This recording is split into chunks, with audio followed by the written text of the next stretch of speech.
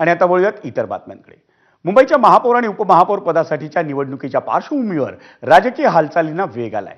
येत्या 11 फेब्रुवारी रोजी होणाऱ्या या निवडणुकीसाठी सर्व पक्षांनी आपल्या नगरसेवकांना मुंबईतच थांबण्याचे स्पष्ट निर्देश दिलेले आहेत। 9 फेब्रुवारीला आंगणेवाडीच्या जत्रेनिमित्त कोकण पट्ट्यातील काही नगरसेवक हे भराडी देवीच्या दर्शनाला जाण्याची शक्यता व्यक्त करण्यात येते। त्याचीच दखल घेऊन सर्व पक्षांकडून अतिरिक्त सावधगिरी बाळगण्यात येते।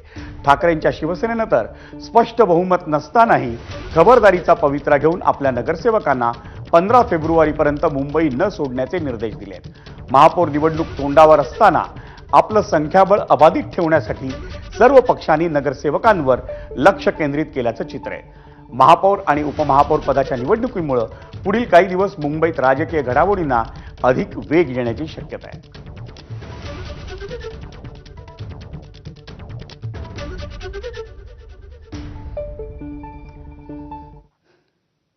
मंडळी, मुंबई महापालिका निवडणुकीच्या निकालानं स्पष्ट केलेल्या नव्या राजकीय समीकरणांनंतर बीएमसी मुख्यालयात पक्षनिहाय